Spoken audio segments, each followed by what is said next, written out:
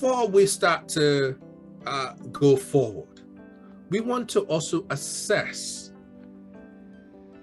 the cost involved in doing all of this. The cost involved in creating the solution, in finding your audience, in directing your audience to the product, in delivering the product. Basically, I want to know what the money is going to be spent on. You're asking me for money, but where are the money going to go? And again, at this point in time, we can have an overall estimate of the overall costs and say, okay, so the money is going to go into obviously marketing, the money is going to go into production, the money is going to go into promotion, the money is going to go into packaging, the money is going to go into delivery. And we want to know what all that money goes to and what it adds up to. Now, the reason why this is important to us is we want to know whether there is a deficit. Is the money you're asking me for, or the money you currently have, going to be enough to do all of that?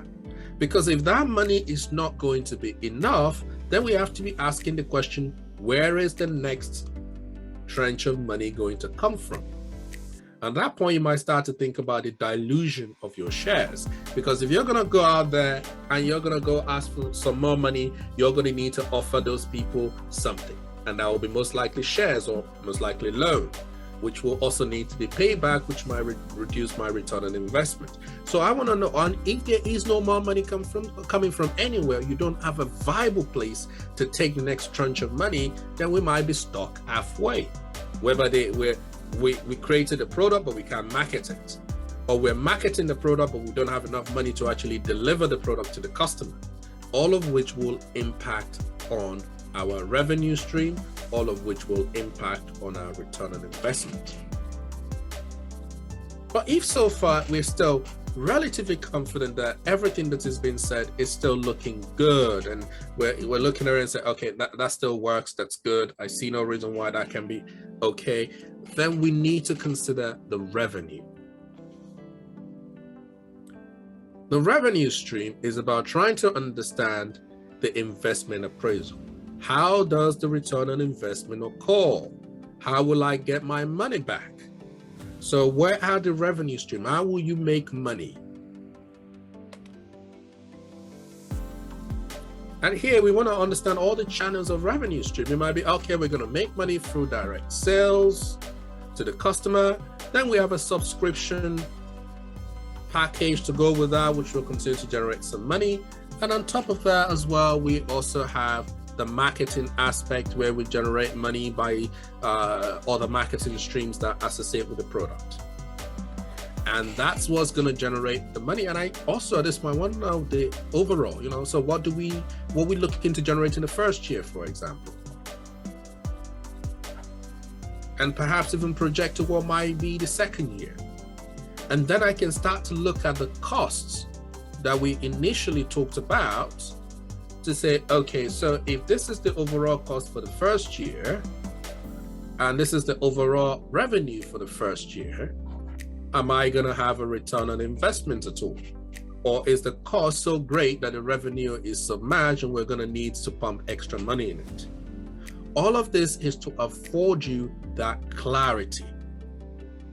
Will this make money? At this point in time, if you're still confident and you're like, okay, so far everything looks good, the problem are there, the solution is present. So you've talked about the value proposition. We know who our customers are, we know how to get to them, we know what it's going to cost us to do this project, and we also know what the revenue stream is. The next thing we now want to consider is the key metrics. The key metrics is to allow us to know, how would we know whether this product or this project is going well or is going badly? What are the key milestones? that we can look to determine that everything is going good, everything is going badly. They might have things like, well, we should expect to sell 3,000 units within the first month. By the third month, we expect to be at 3 major retail centers,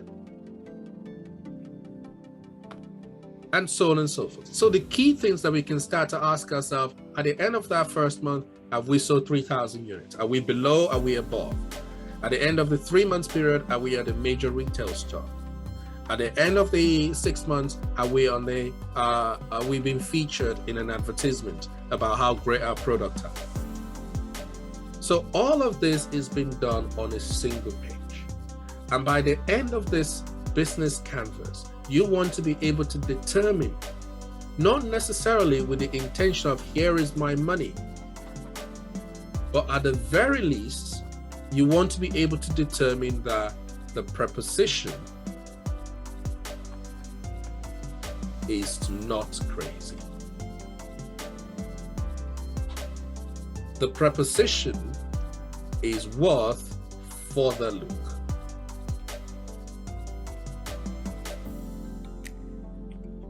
Tell me more.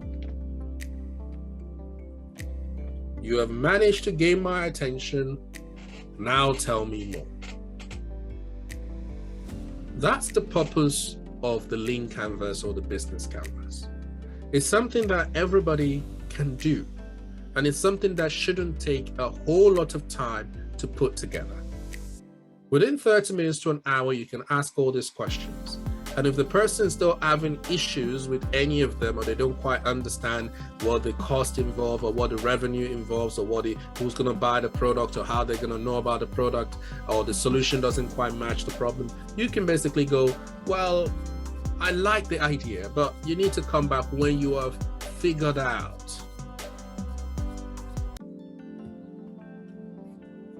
some of those key questions.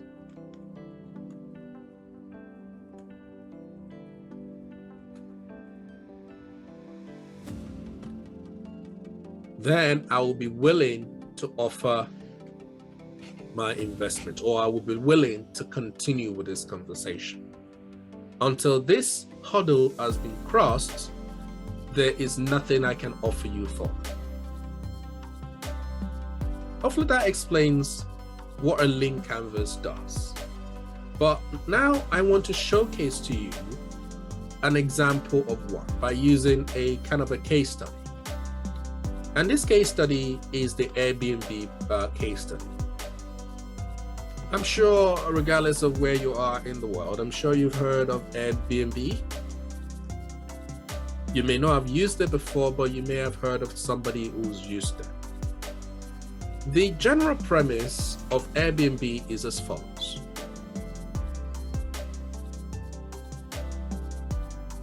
Normal, ordinary people, just like yourself, either have a home, the whole apartment, or a room within their house. And what they want to do is that they want to be able to rent that out to ordinary, normal strangers who will then come to stay at that room or that apartment for a short period of time, from a day to, let's say, 1 month, and then basically leave. Now, at this point in time, Airbnb has been going on for quite over 10 years. And the idea doesn't seem as strange as possible, as it may have at the start. But imagine for a second that a friend of yours came to you while you were having a lovely drink with your friend. He said, look, I've got a business idea. I was like, okay, what's that? You know what, I've decided that I'm going to just rent my room out as a hotel. So I'm just going to get pure strangers to basically, book one of my rooms, give them the key to my house, and yeah, they pay me like they would a hotel, and then they leave when they want, they leave at the end of their stay.